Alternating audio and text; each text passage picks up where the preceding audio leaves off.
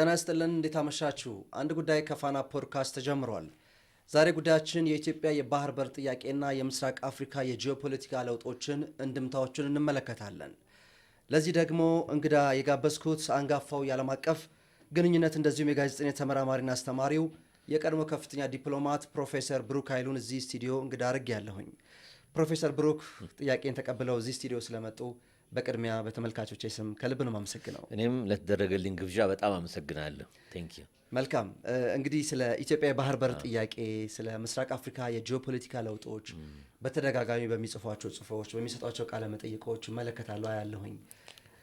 ወደ እነዚህ ጥያቄዎች ከመሄደ በፊት ግን ረዥም ዓመት በአሜሪካን ሀገር በጋዜጠኝነትና ኮሚኒኬሽን መምህር እንደነበሩ ምርምር ያደርጉ እንደነበረ አውቃለሁ። በኢትዮጵያም በርካታ የሚባሉ ሀገራት ላይ ኤምባሲዎች ላይ በዲፕሎማትነት እንደሰሩ አውቃለሁኝ። ረዥም ጊዜም አሁንም ደግሞ በዩኒቨርሲቲ እያስተማሩ እንዳሉ አውቃለሁኝ።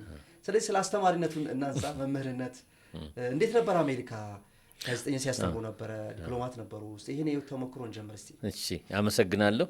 አሁን እንደጠቀስከው አሜሪካን ሀገር በርካታ ዩኒቨርሲቲዎች 8 ዩኒቨርሲቲዎች ትላልቆቹን አስተምሬያለሁ። እንግዲህ ከጆርጅ ዋሽንግተን ዩኒቨርሲቲ ኤሌት ስኩል ኦፍ ኢንተርናሽናል አፌርስ የአሜሪካ ቶፕ የተባሉ ዲፕሎማቶች አሰልጣኞች ናቸው። ተማሪዎችም አሁን ዲፕሎማቶች አሉ በየቦታው በመላው ዓለምም በኤምባሲ ደረጃ ይሰራሉ። እዛ በርካታ ዓመታት አስተምሬያለሁ። ከዛ ኦሃዮ ዩኒቨርሲቲ ስክሪፕስ ስኩል ኦፍ ጆርናሊዝም እና ሴንተር ፎር ኢንተርናሽናል ስተዲስ ሁለቱም ላይ ጆይንት አፖይንትመንት ኢንተርናሽናል ዓለም አቀፍና ግንኙነትና ፖለቲካል ሳይንስ አስተምሬያለሁ። ስክሪፕስ ስኩል ኦፍ ጆርናሊዝም አሜሪካ 7ኛ 8ኛ የሆነ ቶፕ 10 ውስጥ ያለ አሁንም በፊትም የነበረ እዛ ከ15 ዓመት ገደማ አስተምሬያለሁ። ስቱዲዮው 24 ሰዓት ተማሪዎች ራሳቸው ይህን የመሰለ ስቱዲዮ ራን የሚያደርጉበት የሚማሩበት ቦታ ነው። እዛ በተለይ ኢንተርናሽናል ጆርናሊዝም ኮርሶች እኔ ነበር የምሰጠው። እንደገና ግሎባል ሊደርሺፕ ሴንተር አለ ኦሃዮ። እዛም አፖይንትመንት ነበረኝ። ዳይሬክተር ሆኜ 3 ዓመት አገልግያለሁ። ተማሪዎችን የተለያዩ ሀገራት በተለይ ላቲን አሜሪካ፣ ኢኳዶር፣ ፔሩ፣ ሜክሲኮ የመሳሰሉት ሀገራት እየወሰድኩ ፕራክቲካል ትምህርት እንዲያገኙ አደርግ ነበረ። በተጓዳኝ ደግሞ ኦሃዮ ስቴት ዩኒቨርሲቲ ትልቁ ዩኒቨርሲቲ የሚባል ነው። እዛም 9 ዓመት በላይ አስተምሬያለሁ። ካርኔጊ ሜሎን ዩኒቨርሲቲ ስኩል ኦፍ ፓብሊክ ፖሊሲ እዛም የቀድሞ የአሜሪካ የአፍሪካ በጆርጅ ቡሽ ጊዜ የአፍሪካ ረዳት ውጭ ጉዳይ ሚኒስትር ከሆነችው ከነ ጆን ዳይፍሬዘር ጋር ሁሉ ማስተርስ ኮርሶች ጆይንትሊ እናስተምር ነበር። ኋላ እንዲሁም ለቃ ተጨማሪ ኮርሶች እኔ አብረን የምናስተምረው ስራ በዝቶባት አስተምር ነበር እና ብዙ እድሎች ነበሩኝ። አሁንም ሪታየር ለማድረግ ሳስብ ኢትዮጵያ ባለው ለውጥ ተስፋ ጥዬ የዛሬ 6 ዓመት 7 ዓመት ሊሆኑ ነው አሁን ከኦሃዮ ወደ ኖርት ካሮላይና በመዞር ኖርት ካሮላይና ስቴት ዩኒቨርሲቲ እስከመጣሁበት ጊዜ ድረስ አስተምር ነበርና ተመስገን ማለት ነው። የመምህራን ስራ በጣም የሰው አእምሮ የሚያንጽ ስራ ነው። መምህራን ገንዘብ የላቸውም፣ ሀብታቸው ልጆቻቸው ያስተማሩት ልጆቻቸው ነው። የተለያየ መድረክ ላይና መዋቅር ላይ ሲገኙ ደስ ይላል። ምክንያቱም ዲፕሎማት ሆኜ አሜሪካና አውሮፓ ከመስራቴ በፊት አዲስ አበባ ዩኒቨርሲቲ ብዙ ዓመት አስተምሬያለሁ። በልጅነት ነው የጀመርኩት። የአዲስ አበባ ዩኒቨርሲቲ የውጭ ግንኙነት ኃላፊ በመሆን 3 ዓመት ተኩል 4 ዓመት አገልግያለሁ። የክብር ዶክትሬት ፕሮግራም ተቋርጦ ነበር፣ ደርግ አቋርጦት ነበረ። ከ26 ዓመት ኦልሞስት በኋላ እንደገና እንዲጀመር ፕሮፌሰር ሞገሴ አሸናፊ ነበር ፕሬዚደንቱ። እሱ ነው ሃንድ ፒክ አድርጎ የውጭ ግንኙነት ኦፊሰር ያደረገኝ። ካስጀመርነው ፕሮግራሙ አንዱ ይህንን ፒኤችዲ ፕሮግራም ማስመለስ ነበርና ከታዋቂ ኢትዮጵያኖች እንደ ከበደ ሚካኤልን ለምሳሌ ፒኤችዲ ክብር ዲግሪ እንዲሰጣቸው አድርገን ብዙ ሳይቆዩ አልፈዋል። ቀድመናል፣ ሞትን ቀድመና ማለት ይችላለሁ። እዛ ውስጥ ተሳትፌያለሁ እኔና ቲማችን ማለት ነው። በአመቱ ደግሞ እንዲሁ አዲስ አለማየሁን እንደዚሁ ጠይቀን ተቀብለው ጥሪያችንን እኚህ ታዋቂ ኢትዮጵያዊ ታውቃለህ፣ ፍቅር እስከ መቃብርና ሌላም እንዲሁም ብዙ ኢትዮጵያኖች ማወቅ የሚገባቸው ዲፕሎማት ሆነው ለሀገራቸው ህንድ፣ አሜሪካን ሀገር ኒውዮርክም ሁሉ ዋሽንግተንም ዲፕሎማት ሆነው የሰሩ ሰው ናቸው። ታዋቂ አባት ናቸው። እሳቸውንም ሞት ሳይቀድም ቀድመን ወደ ግራጁዌሽኑ በዊልቸር ነው ለምሳሌ ከበደ ሚካኤል የመጡት ክቡር ዶክተር ከበደ ሚካኤል አትሊስት ተገኝተዋል፣ ታይተዋል ለህዝቡ። እሳቸው አዲስ አለማየሁ ግን አቅቷቸው ነበር፣ ጊዜ ያሸንፏቸው ነበር። መንፈሳቸው፣ እውቀታቸው፣ ብሩህነታቸው ግን አንበሳ ማይሸንፉ ሰው ናቸው። ቤታቸው ድረስ ሄደን ነው ያለበስ ናቸው እና የጻፉትን መጽሐፍና ማኑስክሪፕት ብዙ አላቸው። እሱም ሁሉ ለአዲስ አበባ ዩኒቨርሲቲ አውርሰው ነው ያለፉት። ሲያወርሱ ግን አንድ ነገር ጥያቄ ያቀረቡልን ማረሳው በህይወቴ። እሱ ምንድን ነው? ልጆቼ አሁን ቃል ሰጥቻችኋለሁ ለዩኒቨርሲቲው አውርሳ ግን አንድ ጥያቄ የምጠይቃችሁ ከዚህ ቤት ሙታን ሆኜ ስወጣ ብትወስዱት፣ ምክንያቱም አሁን ቢወጣ ቤቱ ይበላኛል፣ ባዶ ይሆናል ብሎ ሁሉ ተናግረዋል። እና እግዚአብሔር የተመሰገነ ይሁን። ይህንን በማስጀመር ፕሮግራም ውስጥ መሳተፍ የራሱ ደስ ነው የሚለኝ። ለዩኒቨርሲቲው በተቻለኝ ለማገልገል ሞክሬያለሁ። ከዛ ነው እንግዲህ ወደ አሜሪካ የተጓዝኩት እና እንግዲህ አዎ አስተማሪ ነኝ፣ ዲፕሎማትም ነኝ።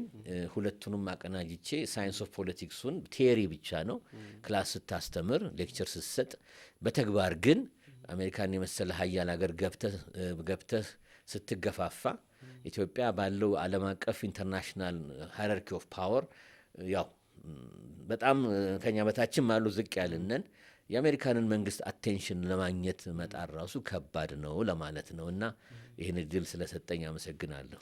መልካም ፕሮፌሰር ብሩክ እንግዲህ በተለይ በአፍሪካ ቀንድ ጉዳይ ደግሞ በተለይ ባለፉት 2 እና 3 ዓመታት ኢትዮጵያ ከመሽከሩመም ከሚባለው የዲፕሎማሲ አካሄድ በመውጣት የባህር በር ይገባናል የሚል ጥያቄን ጠቅላይ ሚኒስትር አብይ አህመድ አምጥተው እዚህ ጉዳይ ላይ እንቅስቃሴ እያደረገች እንዳለ ይታወቃል። ከመጀመሪያው ጥያቄ አንስቶ አሁን የደረሰበትን ምዕራፍ እንዴት ያዩታል? እስቲ ደፍረን ነው ጥያቄው የጠየቅነው። አሁን ምን ላይ እንዳለ ይታዘባሉ? እስቲ ጥሩ እንደው ብትፈቅድልኝ አንድ ቃ ሰርቄ ልበልህ ወደኋላ እንትን ለማለት። አዎ መሽኮርመም ያልከውን ቃል ገላጭ ቃል ነው። ምክንያቱም ሌላ አይደለም። ሀገራት የራሳቸው ጣፋንታ አላቸው። ሀገራት የራሳቸው ስትራቴጂና ታክቲክ አላቸው። ፎረን ፖሊሲና የውጭ ግንኙነትና ዲፕሎማሲን በተመለከተ የኛ ፖለቲካ ምን ነበረ? ኢንጌጂንግና ፕሮአክቲቭ አልነበረም። በጣም ሻይ ሆነ አይናፋር ፖለቲካ ነበር የምናራምደው። ይህ እንግዲህ ከውሃ በሩ ጋርም ከተፈለገ ማገናኘት ይቻላል። መብታችን ሆኖ እንዳለ ሆኖ ግን እንደ ማጎንበስ እንደ መለመን እንደ ምናምን ነው አካሄዳችን ነበረው። አሁን ግን ግልጽ የሆነ ዲፋይንድ የሆነ ፎረን ፖሊሲ እኔ ሁሌ የምመኘው ነው። ሲፈጸም በማየቴ ደስ ይለኛል። እኔም ራሴ በግሌ ፑሽ ሳደርግ ነበር። ማንም እንትን ማለት እችላለሁ፣ ራሴ መከላከል ይችላል ይሄን ምን ማለቴ እንደሆነ እና ያለንበት ዓለም ውጣ ውረዶች አሉት። ኢትዮጵያን የመሰለ ረዥም ታሪክ ያላት ኢትዮጵያን የመሰለ ሪሊ አኩሪ ታሪክ ያላት ኢትዮጵያን የመሰለ ከነ ግሪክ ኢምፓየር ጋር ከነ ሮማን ኢምፓየር ጋር ግንኙነት ያላት እስከ የመን ድረስ ኢንፍሉዌንስ ማድረግ ስንችል የነበረ ቀይ ባህርን እስከ ታች የኢንዲያን ሳብ ኮንቲነንት ሁሉ ሳይቀር ኢንፍሉዌንስ ማድረግ ተጽዕኖ እያደረግን የነበርን ሀገር ነበርን። እዛ ለመመለስ ቶታሊ አይቻልም። እንመለስ ማለት አይደለም ግን አትሊስት ይህንን ኢትዮጵያ ዝና እና ክብር ተወሰነ ደረጃ ድረስ መልሶ ማምጣት ይገባል ባይ ነኝ። በተለይ ላንድ ሎክድ ከሆንን በኋላ ያንን በምን ዘዴና መልክ ስርዓት እናስመልሰው የሚለው ጥያቄ መመለስ እንዳለበት ይሰማኝ ነበር። አሁን ሪሊ ግልጽ የሆነ ሁኔታ ተፈጥሯል። ኢትዮጵያ ታፍና መቆየት የለባትም። ምክንያቱም ተገቢም አይደለም። ዓለም አቀፍ ሕግም ይደግፈናል። ያን ለማድረግ ግን ለምሳሌ ያለፉት መንግስታት መጠየቅ ሲቻል አይ ባንጠይቅ ይሻላል የሚል ሁኔታ ፕሪዶሚኔት አድርጎ እንዲሁ በዋዛ ፈዛዛ 30 ዓመት ገደማ አልፎ ነበር። አሁን ግን ይህንን ጥርት ባለ ሁኔታ በጨለማ ሳይሆን በግልጽ ለወዳጅም ለጠላትም ለጎረቤቶቻችንም ለራሳችን ለህዝባችንም ምን እንደሚጎለን ማስቀመጥ ራሱ ቀላል ነገር አይመስለኝም እና እዛ ደረጃ መድረሱ ለውጥ ነው ብዬ ነው መወስደው እኔ። እዛ ደረጃ ደርሰናል እና ለመንደርደሪያ አይ ቲንክ ይህንን ማለት እፈልጋለሁ። መልካም እንግዲህ ከኢትዮጵያ መንግስት ለጎረቤት ሀገራት ለሁሉም ነው የባህር በር ጥያቄን ያቀረበው። የሰጥቶ መቀበል መርህን ደግሞ የዲፕሎማሲ አካሄዱ አድርጎታል። ከሰሞኑ ደግሞ ጠቅላይ ሚኒስትር አብይ አህመድ ከአንካራው ስምምነት በኋላ በኢትዮጵያና በሶማሊያ መካከል የምናየው ጠንካራ የሚመስል የቀድሞ ወዳጅነትን ዳግም ማደስ የሚመስል የዲፕሎማሲ ቅርበትን እያየን ነው በሞቃዲሾና በአዲስ አበባ መካከል። ይህንስ እንደምታው እንደታዩት ዳግም ኢትዮጵያ የባህር በር ባለቤት እንድትሆን ሶማሊያ ብዙ የወደብ አማራጮች አሏት። ለኢትዮጵያ መስጠት የምትችላቸው በጋራ ማልማት የሚችሏቸው ወደቦች እንዳሉ ይታወቃልና ይህን ጥቅም ከማስጠበቅ አንጻር የኢትዮጵያን ብሔራዊ ጥቅምም እንደዚሁ በፍጥነት ምላሽ እንዲያገኝ መንግስት እየሄደበት ያለው አካሄድን እንዴት ያዩታል? አዎ በጣም ቁልፍ ጥያቄ ነው። መንግስት የሄደበት ሁኔታ ኢንጌጂንግ ፖለቲክስ ነው የምንለው። ዝም ብሎ ሀገራት አሉ እንፈልጋል፣ ለምሳሌ የውሃ በር የለንም ብለው ቁጭ ብለው ይህንን ዴስቲኒ ወይ ፌታቸውን ተቀብለው የሚኖሩ ሀገራት አሉ እኛን ጨምሮ ባለፈው 30 ዓመት። አሁን እሱን ነው እየለወጥን ያለ ነው። እንዲያውም ከህዝብና ከምሁራን በኩል ምንድን ነው ኢትዮጵያ የውሃ በር ማግኘት መብት አላት ብሎ ምሁራንና ከመንግስት ቀድሞ ሄዶ ነበር፣ ወደኋላ ቀርቶ ነበር መንግስት። አሁን ግን የምናየው ምንድን ነው ይህንን ሁኔታ መንግስት አስቦበት መትሮ አምኖበት ትክክል ነው ብሎ ሲል አሁን የህዝብ ፍላጎትና የመንግስት ፍላጎት ተጣጥመዋል ነው ምለው። ያንን ጋፑን ሞልተናል። የዛ ውጤት ምንድን ነው? ዲፕሎማሲው ሁሉ በጣም አክቲቭ የሆነ ኢንጌጅመንት ነበር የተደረገው። ለምሳሌ ውጤቱ አንዱ የአንካራው ዲክሌሬሽን ነው። የአንካራው ዲክሌሬሽን ምንን አመጣ ብለን ስንጠይቅ ኢትዮጵያ ፍላጎቷን በግልጽ ማስቀመጥ ጀመረች። ባለፈው ዓመት ተኩል 2 ዓመት ውስጥ በዚህ ሁኔታ ልንቀጥል አንችልም፣ ያለን ጠንካራ ኢኮኖሚና ክብደት ያለ ኢኮኖሚ ኢትዮጵያ ናት ለአፍሪካ ቀንድ። የህዝብ ብዛቱ በአመት 2.5 እስከ 2.75 ሚሊዮን ህዝብ አዲስ አፍ ምን መገበው እያደገ ይመጣል። ይኸው አሁን እኮ 130 ደርሰናል ኦልሞስት። የዛሬ ዓመት 132.5 ይላል። ከዛ ደግሞ በሚቀጥለው 8-10 ዓመት ውስጥ ወደ 145 150 እንደርሳለን። በዚህ አይነት ሁኔታ ታፍነን ድንቆይ አንችልም። ስለዚህ ምን ይደረግ የሚለውን ጉዳይ ኢትዮጵያ ፍላጎቷንም ከብሔራዊ ጥቅም አኳያ አስቀመጠች ማለት ነው። ያንስ አስቀመጥን። ወዲያው ተቀባይነት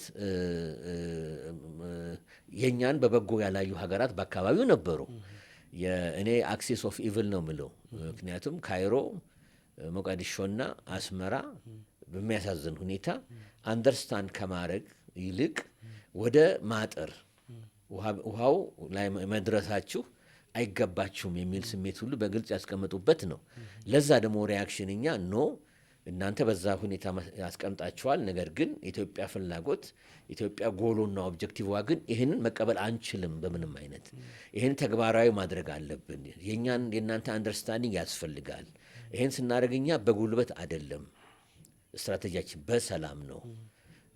እነሱ ለምሳሌ የፈለግነው እኛ የውሃ በር ነው፣ በኮንትራት በሊስ በመሳሰለው ነው። የራሳችንን ኢምፖርትና ኤክስፖርት ኮንትሮል የምናደርግበትን ሁኔታ ነው የጠየቅነው። እነዚህ የጠቀስናቸው ሀገሮች ጅቡቲ ወደ 450-500 ኪሎ ሜትር ኮስት አላት፣ አንዱ ፖሲቢሊቲ ነው። ኤርትራ 1600-1700 ኪሎ ሜትር ኮስት አላት። የሶማሊያ ኮስት እስከ 3300 ኪሎ ሜትር ነው። እና ውሃውን ታቅፎ መቀመጥ ይቻላል። ከአቅማቸውን በላይ ነው ለአንዳንድ ሀገራት። ለምሳሌ ሬድ ካቅማቸው አይጠቀሙበት ውሃውን አይቶ ዝም ብሎ መኖር ካልሆነ በስተቀር።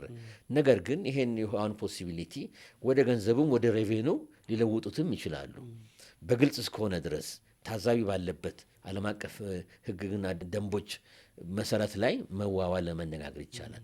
ይሄ ነው ኢትዮጵያ ጠየቀችው። ይሄን በበጎ አልታየም። ስለዚህ የቱርክ ኢንተርቬንሽን ፕሬዚደንት ኤርዶጋን የሚቀጥለው ውጤት ሆነ ማለት ነው። ምክንያቱም ቴንሽኑ እየጨመረ መጣ። ከሶማሌላንድ ጋር ኤምኦዩ ተፈራረምን። ለምንድን የተፈራረም ነው? ከኤርትራ ጋር ልንፈራረም እንችል ነበር። ለምን? የእነሱ አንደርስታንዲንግ ስላለ ነው። የእነሱ ጉድዊል ስላለ ነው። ነገ ፕሬዚደንት ኢሳያስ ለምሳሌ እንነጋገር ቢሉ በፊትም ሬዲ ነበር፣ ከለውጥ ወዲህ ማለት ነው። አሁንም ሬዲ ነን። እኛ ውሃ መረጣና ቦታ መረጣ አይደለም። ግን የእኛን ጉድዊል የእኛን ህመም አይቶ የተቀበለ ሶማሊላንድ 33 ዓመት ራሱን የቻለ ነጻ የሆነ ሀገር አለ። ሶማሊላንድ የሚባል ሀርጌሳ፣ በርበራ፣ ሎጋሃዮ እዛ አካባቢ ፖሲቢሊቲው ኤክስፕሎር የማድረግ ሁኔታ አለ እንትናል። የእሱ ውጤት እንግዲህ ምን ሆነ? ወደ አንካራ ሄደን አንካራ ላይም አሁንም ፍላጎታችንን ያሳየ ነው ከሶማሊያ ጋር አብሮ ሞቃዲሾ ጋር መኖር እንደምንፈልግ ያንን የማሳመን ፖለቲካ ልበለው አምነውበታል። አሁን የሶማሌ ሞቃዲሾ መንግስት የእሱ ውጤት ጠቅላይ ሚኒስትር አብይ እስከ ሞቃዲሾ ድረስ የሚሄድ ሁኔታ ነው ያለው። እንደው በመሪ ደረጃ ሞቃዲሾ መሄድ በዚህ ሰዓት ምን ያሳያል? ብዙዎች ሰዎች ሲነጋገሩበት ስለነበረ ሞቃዲሾ በጣም አግሬሲቭ የሆነ እውነቱን ለመናገር እና ኔጋቲቭ የሆነ አስተያየት ኢትዮጵያ ላይ ነበር። ኢትዮጵያ ሀገራችን ልታፈርስ ነው፣ እንዲህ ልታደርግ ነው የሚል ሁኔታ ግብጾችም የሚፈልጉት ነው። የግብጽ ድጋፍ የምትፈልጉትን እናቀርባለን እስከ ወታደራዊ ድጋፍ የመሳሰለው የሚል ነው።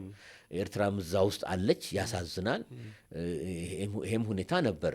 ግን ያን ሁሉ አልፎ የአክሲሱ መሰባበር መፍረክረክ ውጤት ሆኖ ሞቃዲሾ ድረስ ተጋብዞ መጥቶ ህዝብን በአደባባይ ኢትዮጵያ ፍላጎቷን እንደገና አስቀምጣ እዛ ደረጃ መድረስ ትልቅ ውጤት ነው የምለው። ሶማሊያ ብዙ ፖርቶች አሏት ከላይ እስከታች እስከ ኪሲማዮ ድረስ። ኢትዮጵያም ሰፊና ትልቅ ሀገር ናትና እንግዲህ ቴክኒካል ኮሚቴ ተቋቁሟል በአንካራ ዲክሌሬሽን መሰረት።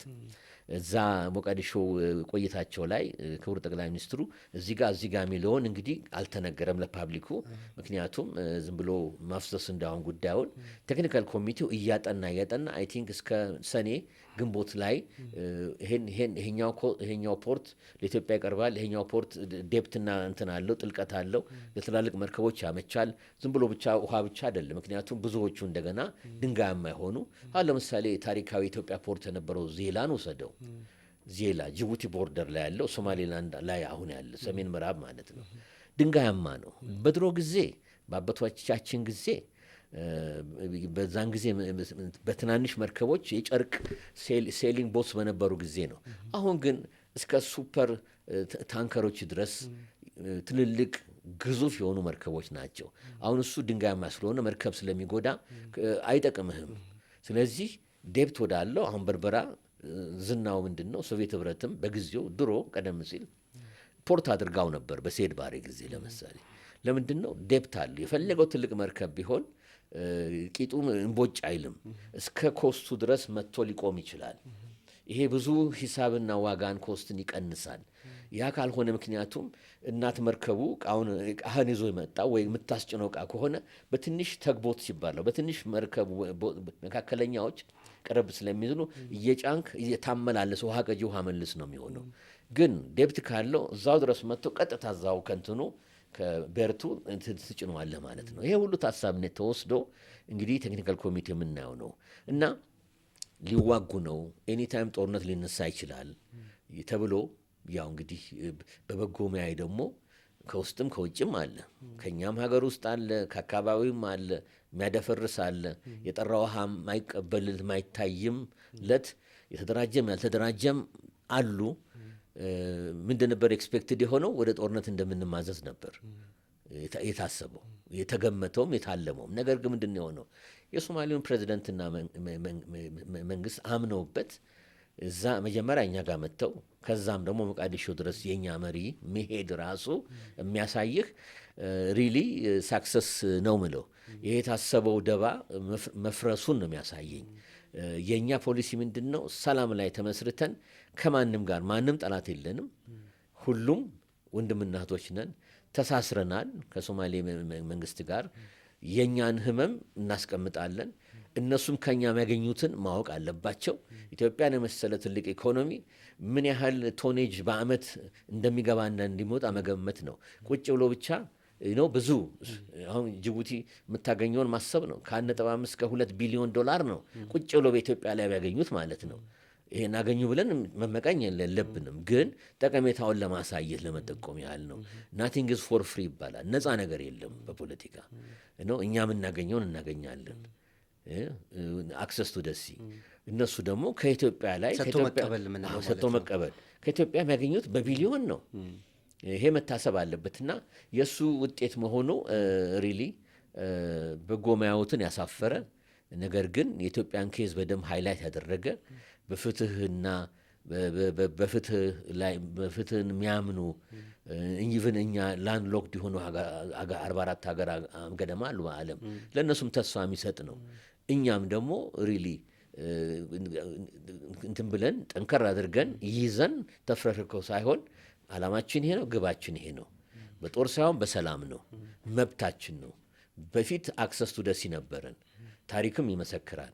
ሁሉ ይመለስ አይደለም፣ ሁሉም ማግኘት አለብን ብለን አልተንም የተነሳ ነው።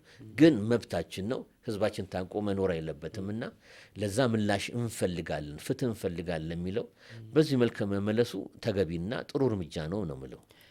እንግዲህ ፕሮፌሰር ቅድም እርሶም ሊያነሱት እንደሞከሩት የሆነ ቀለበት የሚመስል በአፍሪካ ቀንድ ላይ ኢትዮጵያ የባህር በር ጥያቄዋ በፍጥነት ፍትሐዊ ጥያቄዋ መልስ እንዳያገኝ የሆኑ የሚመስሉ መቧደኖች እንደነበሩ ታዝበናል ባለፉት ወራቶች ላይ። አሁን እነዛ ነገሮች ፈራርሰዋል። ኢትዮጵያ በዲፕሎማሲ አሸንፋለች፣ ድል አምጥታለች ማለት እንችላለን ወይ? የአፍሪካ ቀንድ ደግሞ ከግጭት ቀጠና ይልቅ በትብብር ማደግ እንደሚቻል ኢትዮጵያ ውስጥ ያለውን አቅም ሶማሊያ እንድትጠቀም ማድረግ፣ ሌሎችም ሀገራት በኬንያም በጅቡቲም ሌሎችም ባህር በር ያላቸው ሀገራት በኢትዮጵያ ውስጥ የባህር በር ጥያቄን ፍላጎት መልስ በመስጠት በሰጥቶ መቀበል መርህ ተጠቃሚ የሚሆኑበት እድልን የሚያሳይ ነው ወይ? አፍሪካ ቀንድ ሲባል ሁሌም ዓለም አቀፍ መገናኛ ብዙሃንም ሌሎችም ተንታኞችም ግጭት ነው የሚቀናቸው እንጂ በትብብር በመሪዎች ደረጃ ሰላም ይመጣ ወደ ሰላም ስምምነት የሚሄዱ መሪዎች አሉም ተብሎ የማያስቡ አካላት አሉና ኢትዮጵያ በዚህ አሸናፊ ሆናለች ወይ ብለን መግለጽ እንችላለን ወይ? ፕሮፌሰር በጣም ጥሩ ጥያቄ። አፐር ሃንዱን ኖ ዳውት ጥርጥር የለውም። አፐር ሃንዱን ይዘናል ነው የምለው። ኦልሬዲ በደንብ ይዘናል። ምክንያቱም የኢትዮጵያን ራሱ ወደ ቀይ ባህር መመለስ የማይፈልጉ ሰዎች አሉ። እስከ ትናንትና ወዲያ ድረስ መግለጫ ሁሉ እየተሰጠ ነው። ምንድን ነው ችግሩ? ለምንድን ነው የማይፈለገው? ሂስቶሪካሊም ኮስት ነበረን። ለምንድን ነው የማይፈለገው? ስለዚህ ይሄ ደባው በለውና ፎር ዋቴቨር ሪዝን በተሳሳተም ዓላማ ኢትዮጵያን ለመገደብ መሞከሩ ይቀጥላል። አሁን ግን እያንዳንዱን ባትል ልበልህ እያንዳንዱን እንትን ማለት እያሸነፍን መምጣቱ ጥርጥር የለውም። እንዲሁም አፐር ሃንድ እየወሰድን ነው። እንዲሁም በአፍሪካ ህብረት ሀገራት በለው በዩናይትድ ኔሽን በአብዛኑ ሀገራት ለኢትዮጵያ ሲምፐቲ አለ። ሲምፐቲ ማለት ሪሊ ኮንሰርን እና ይገባታል፣ ትክክል ነው፣ ኢትዮጵያን ማፈን ተገቢ አይደለም፣ ዘለቄታዊ ሰላምና መረጋጋትም ሊያመጣ አይችልም የሚል ነገር ነው። እንግዲህ ይሄን ስንል ሊታሰብ አስቡ። አሁን ያለው ኢትዮጵያ መንግስት በሰላም እናገኝ ነው የሚለው። እሺ ይሄ ትውልድ ወይ የሚቀጥለው ያስመልሰዋል ብለዋል ዶክተር አብይ። ትክክል አባባል ነው። እውነቱን ለምን የዛሬ 30 40 50 ዓመት አስበው እኛም ካለፍን በኋላ እንደው ይመስላችኋል ይመስለናል የኢትዮጵያ ትውልድ እንዲታፍኖ የሚቀመጥ ይፈነዳል። መቆጣጠር ሁሉም አንደርስበት ደረጃ ይደርሳል። ሁሉንም ይጎዳል። የታፈነ ነገር ሲፈነዳ ብዙ ጠንቅ ይኖረዋል። ለራሳቸው ለጎረቤት ሀገራቸውም ራሳቸው ሰላምና መረጋጋት አያመጣላቸውም። የኢትዮጵያ ችግራችን ነው፣ በወቅቱ እናርመው እናስተካክለው የሚለው ላይ አብረው ቢሳፈሩ አብረው በፍላጎት በተጽዕኖ ሳይሆን የሚያዋጣው እንዲሁም ለነሱ ነው የሚጎዳቸው። ምክንያቱም አንድ ነገር ወደፊት 40 ዓመት በኋላ ሲፈነዳ ያኔ ህግጋትም ላይሰሩ ይችላሉ። ያኔ ማይት ኢዝ ራይት በለው ዋቴቨር በለው ያለው መንግስት አናቅም። እንደው ሃይፖቴቲካል ሲናሪዮ እየሰራን ነው። ይህን እንደገና ማስመር እፈልጋለሁ። መጪው ዝም ብሎ መቀመጥ ሳይሆን የሚፈልገውን ይዞ ያው ጎበዝ አውጣኝ የሚልበት ሁኔታ ላይ ሊደርስ ይችላል። ስለዚህ ለነሱ ደህንነት፣ ለህዝባቸው፣ ለሀገራቸው እድገት አካባቢው ሀገር ኢትዮጵያን ማፈኑ የነሱን ሉዓላዊነትና የነሱን መረጋጋት እያራቃባቸውና ጉዳት ላይ ሊጥልባቸው ይችላልና እንዲያውም እነሱንም ይጠቅማል። ስለዚህ በዚህ የተነሳ ነው ማለት የምንችለው። ሌላው ነጥብ ምንድን ነው? ኢትዮጵያን ለማፈን እንዳትገባ ምን ለማለት ብዙ መከላከል ሊደረግ ይችላል። ግን የኢትዮጵያ ኢኮኖሚክ ፖቴንሻሏ ሪያሊቲው ተቀበሉም አልተቀበሉ ህሊናቸው ተቀበሉ አልተቀበሉ ትልቁ ዝሆን በለው ቢግ ኤሌፋንት ኢን ዘ ሩም ኢትዮጵያ ነው። የኢትዮጵያ ኢኮኖሚ ኢትዮጵያ አዙሪት ነው። ራሱ አሽከርክሮ ወደ ኢትዮጵያ ነው የሚስባቸው። ጥቃቅን ሀገሮች ናቸው። ይህ ለመናቅና አንዱን ዝቅ አንዱን ከፍ ለማድረግ አይደለም። ኢትዮጵያ አንድ ሀገር ኢኮኖሚ እያደገ ሲሄድ አዙሪቱ እየሳበ ነው የሚመጣው።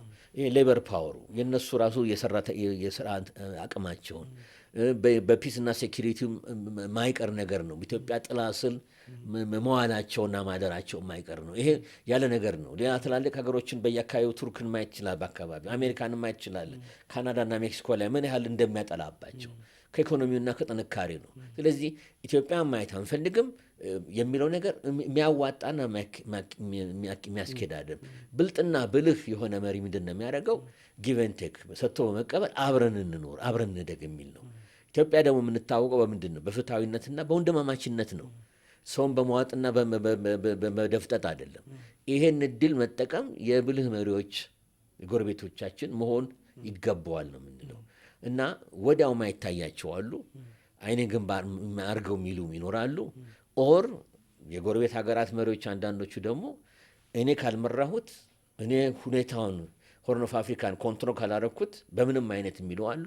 እንግዲህ ይሄን የሚያደርገው ምንድን ነው? የአንድ ሰው አምቢሽን የአንድ ሰው ፍላጎት ከህዝቡ አምቢሽን ነጥለህ ይዘ ህዝቡ ወደኋላ እየቀረ ህዝቡ ማደግ ሲችል ከወንድም ሌላው አፍሪካ ጋር ነገር ወደኋላ መቀር ምንም ለህዝባቸውም ጋራንቲ የማይሰጥም። ነገር ግን ይሄን አይነት አምቢሽን አለና የዚህም ጠንቆች ተዳምረው ነው ይሄን የሚያደርሱት እና የኢትዮጵያ ፖለቲካ አሁን እያራምብን ነው። ተቀባይነት በአውሮፓ ህብረትም እያገኘ ነው። ለምን? ሰላማዊ መንገድ ነው። ይሄ ጥያቄ ምላሽ ማግኘት አለበት።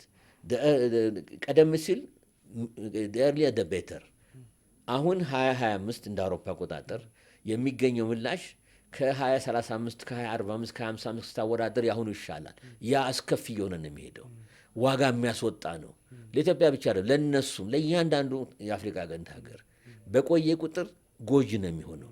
በቆየ ቁጥር የሰላምና የመረጋጋትን እያራቀ ነው የሚሄደው። አሁን በፈታነው ቁጥር የወደፊት መረጋጋት የወደፊት እጣ ፋንታችንን ኢትዮጵያንን ኦፍኮርስ ሌሎቹንም ያረጋጋል ምላሽም ይሰጣልና በዚህ መሰረት መታየት እንዳለበት ነው የሚታይ። መልካም። ሌላው የአፍሪካ ቀንድ ላይ ያለው የሀያላን ሀገራት መፎካከር እንዴት ያውታል? ለውጡንስ በጣም በየጊዜው የሚቀያየር የቀይ ባህር ስትራቴጂነት እንዳለ ሆኖ የአዳዲስ ሀገራት ጭምር ፍላጎታቸው እየጨመረ መጥቷል ወደዚህ። ለምንድን ነው? አዎ በጣም እውነት ነው። እንግዲህ አካባቢው ቀይ ባህር ምንድን ነው ከላይ ጀመረ እንግዲህ እስከ ታች ባብል መንደብ ጅቡቲ ላይ ስደርስ ነው ቀይ ባህር ያበቃና ደግሞ ገልፍ ኦፍ አደን ይሆናል ወይ ኤደን ማለት ነው። ባረሰላጤ ይሆንና ወደ ኢንዲያን ሳብ ኮንቲነንትና ሰሜን ምዕራብ ስትመለስ ደግሞ ወደ ፐርሺያን ገልፍ ይወስደናል ማለት ነው።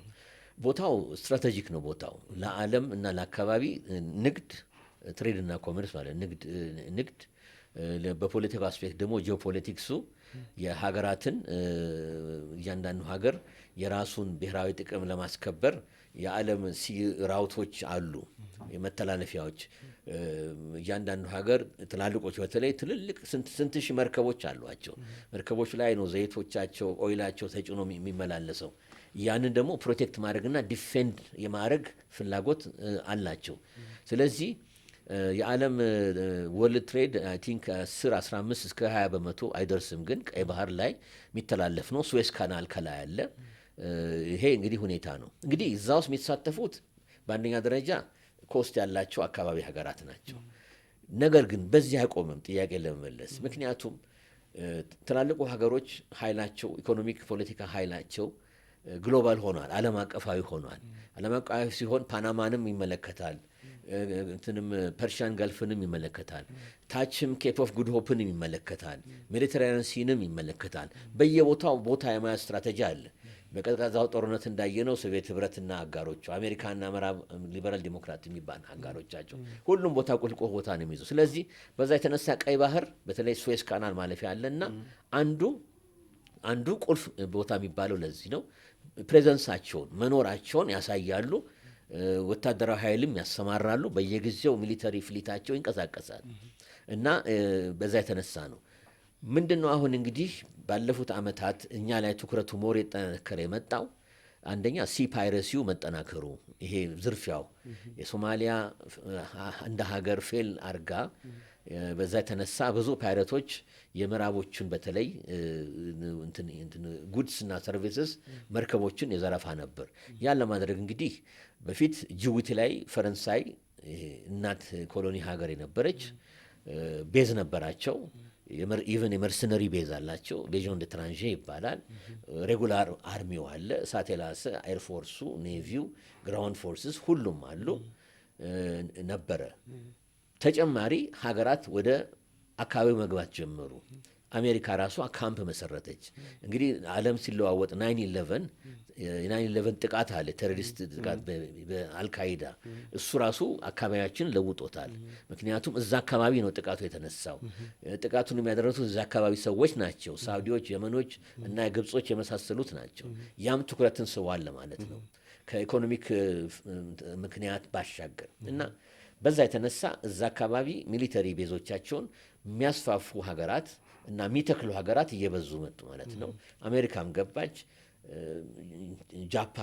ጃፓን እንግዲህ ከስንት ሺህ ማይል ብሔራዊ ኢንትረስቴን አስከብራለሁ ጥቅሜን ብላ እዚህ ድረስ መጣች። እንግዲህ ኢትዮጵያን ለምንድን ነው ማስከበር ላይ ለምሳሌ እንደው ብናገናኘው ለምንድን ነው ኢትዮጵያ መብት የማይኖራት እነ ጃፓን ሲኖራቸው ማለት ነው? ከዛ ድረስ ስንት ሺህ ማይል መጥተው ጣሊያንም አለች፣ ሌሎችም አሉ። 9 ሀገራት አሉ። ቻይና ራሷ ለመጀመሪያ ጊዜ በአፍሪካ አህጉር 10,000 ሰራዊት ያም ሲመሰሩት 10,000 ነው። ምርጥ ሰራዊት ኤሊት የሆነ አሁንም ማሪን ያለው ኔቪ ያለው ኤርፎርስ ግራውንድ ፎርስ ያለው ጅቡቲ ላይ ሰፍሯል። እንግዲህ ይሄ የጅቡቲ ፖለቲካና የፎረን ፖሊሲያቸው ውጤት ነው ማለት ነው። ጅቡቲዎች አምነውበታል። እንግዲህ አንተምና እዚህ ላይ እንግዲህ ጅቡቲና ኢትዮጵያ ውስጥ መግባት ብዙ አልፈልግም። ነገር ግን እንግዲህ ለጅቡቲ ደግሞ ኢኮኖሚካሊ ሰርቫይቭ የምታደርገው በኢትዮጵያ ነው። 90% በላይ የምናውቀው ነገር ነው። ኢትዮጵያስ ለምሳሌ ብትጠይቅ ለምንድን ነው ጥያቄው ምላሽ የማያገኘው? ይህም ራሱ መጠናት ያለበት ጉዳይ ይመስለኛል። የሚቀርበውም እሱ ነው። ዋይ ለምንድን ነው? በምን ምክንያት ነው? እንደው ህሳቤ እንዲሆን ማለት ነው። እና እነዚህ ሀገሮች ገብተው ይዘዋል። ስለዚህ በዚህ አይነት ሁኔታ ምንድን ነው ኢትዮጵያ ስንል የውሃ በር የላትም። ኢኮኖሚዋ ግን በሰፊው እያደገ ነው። ኢኮኖሚክ መብታችንን በሺፒንግ ላይንስ በመርከብ ቁጥርና ብዛት ቶፕ 5 ሀገራት ከአፍሪካ ውስጥ የኢትዮጵያ ሺፒንግ ላይንስ አንደኛው ነው። ፕሮፊታብል የሆነ መላዋን ዓለም የሚያዳርስ ነው። ይንከራተታል፣ መቆሚያም የለንም። ነገ ጅቡቲ አይሆንም ብትል የት ነው የመን ነው የምትሄደው? የት ነው የምትሄደው? ይህም ሁሉ መታሰብ አለበት። የእኛ ሁኔታ ውሃ ላይ እንዳለ የሚዋልን ነገር ነው ማለት ነው። ለምንድን ነው የእኛስ ጥያቄ የማይመለሰው የሚለውም ከዚህ የመነጨ ነው። ማድረግም ይቻላል። አውሮፓን ምሳሌ እንውሰድ። ለምሳሌ ላንድ ሎክድ የሆኑ ሀገራት አውሮፓ ውስጥ አሉ። ትናንሾቹን ትቼ ትላልቆችን 2 ምሳሌ ላያቀርብ። ምሳሌ ኦስትሪያና ስዊትዘርላንድን እንውሰድ። ሁለቱም ላንድ ሎክድ ሀገሮች ናቸው።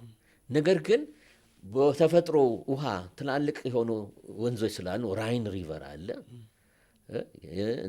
የመሳሰለ ስላለ በሱ ነው ቀጥታ ሆላንድ ድረስ የሚወጡት። አስፍተው ካናል ሰርተው ምን ብለው ማለት ነው። እዚህ ላይ ማንም ቅር የሚሰኝ የአውሮፓ ጎረቤት ሀገር የለም። ሁሉም ጉድዊልና ጥሩ ፍላጎት ነው ያለው ለኦስትሪያና ለስዊስ ኢኮኖሚ እድገት ያለምንም አንቻ ግራንቻ። ይኸው ስንት መቶ ዓመት ስንት ዝንተ ዓለም እነዚህ ላንድ ሎክድ የሆኑት ሀገራት ይጠቀማሉ። ለምን? ጎረቤቶቻቸው መሰረታዊ የሆነ ጉድዊል ፍላጎት ስላለ። እኛም ይህን ጉድዊል ነው ማሳደግ፣ ትኩረት ሰጥተን ማሳደግ ያለብን። ኢትዮጵያ ብቻዋን ሳይሆን ከአካባቢው ሀገርም ጋር መስራት እንዳለብን ነው የሚያሳየን። ስለዚህ ይህንን ምሳሌ ስራ ላይ ማዋል እንችላለን። እኛም የመጠቀም መብት አለን። ካናል የመስራት የሚል ሀሳብም አለ። ብዙ ያስወጣል እስከ ቀይ ባህር ድረስ ከኢትዮጵያ ከአፋር ጀምረ ብዙ ያሳጣናል። ልክ ፓናማ ካናል ተቆፍሮ እንደተሰራው እሱም አንድ ፖሲቢሊቲ ነው። ቀላሉ ፖሲቢሊቲ ግን ኢትዮጵያ ዳይሬክት አክሰስ የሬልም የየብስም ኖሮ አንድ ጅቡቲ ሆነ ኤርትራ ሆነ ድሮም የምንጠቀምበት የነበረው ወይ ሶማሌ ሆነ አንድ መተንፈሻ መውጫና መግቢያ ያስፈልገናል። ስለዚህ ይሄ ራሱ ታሳቢነትን መውሰድ አለብን እና ትላልቁ ሀገሮች አሜሪካ ራሱ ከአሜሪካ ተነሳ እዚህ ድረስ የመጣችው ምንድን ነው? ብሔራዊ ጥቅሟን ለማስከበር ነው። ኢትዮጵያ ደግሞ እዛው ቀይ ባህር ውስጥ ያለው እንቅስቃሴ ይመለከተናል። ኢንዳይሬክት አይደለም፣ እጃዞር አይደለም፣ ቀጥታ ይመለከተናል። የኢትዮጵያን መርከቦች ጥቃት ላይ ቢወድቁ እንዴት ነው ዲፌንድ ማድረግ የምንችለው? የኢትዮጵያ መርከቦች ከላይ ከሱዌዝ ካናል ግብጽ ከዛሬ ጀምሮ ኢትዮጵያ ድርሽ እንዳትሉ እንዳታልፉ ብትፈልጉ ታች በሳውዝ አፍሪካ ዞሮ ቢል እንዴት አድርገን ነው ራሳችን የምንከላከለው? ይሄ እኮ ኤግዚስተንስ ጉዳይ ነው። ወደ ግጭት እኮ መግባታችን አይቀርም። ስለዚህ ለሁሉም ፎር ደ ኮመን ጉድን በሚል መርህ መሰረት የኢትዮጵያን ህመም አይቶ ለኢትዮጵያ መግባትና መውጣት አክሰስ ማግኘት ተገቢ ጥያቄ ይሆናል እና ትላልቆቹ በነገራችን ላይ ይሄ የሚደግፉት ሀሳብ ነው። ለምሳሌ ሶማሌላንድ ጋር ራሱን የቻለ መንግስትና ሀገር ነው። እኔ እንደ ኤርትራ አድርጌ ነው መወስደው። ኤርትራ ከኢትዮጵያ ተለይታለች። ሶማሌላንድም አካል ነበረች፣ ግን ታሪካዊ ይዞታ የተለየ ይዞታ ነው ያላት።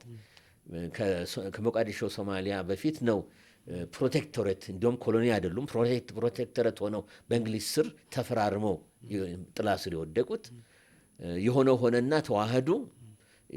ወዳው በእፍፍ እንትን አሉ በአጭር ጊዜ ውስጥ። ከዛ ደግሞ ሪግሬት አደረጉ፣ ብዙ በደል ደረሰባቸው፣ ተዋጉ፣ ነጻነታቸውን አስከብሩ። አሁን እኛ ኤርትራን በጉልበት እንደመመለስ ያህል ነው። ለምሳሌ ለሞቃዲሾ መንግስት እውነቱን ለመናገር ይቻላል ወይ? ራሳቸው ማስተዳደር ገና ያልጠነከረ መንግስት እያለ እዛ ሄዶ እንትን ማለት ይሄም ራሱን የቻለ ታሳቢነት ነው። ስለዚህ ዳይናሚዝሙ እየተለወጠ ነው ማለትም ነው። ስለዚህ ምንድን ነው ከማያያዝ ሞክረው አሜሪካ፣ ኖርዌይ፣ ስዊድን፣ ዴንማርክ አካባቢ እና ደግሞ በተለይ እናት ታስተዳደር የነበረችው ሀገር እንግሊዝ ሶማሊላንድን ለማወቅ የተዘጋጁ ነው።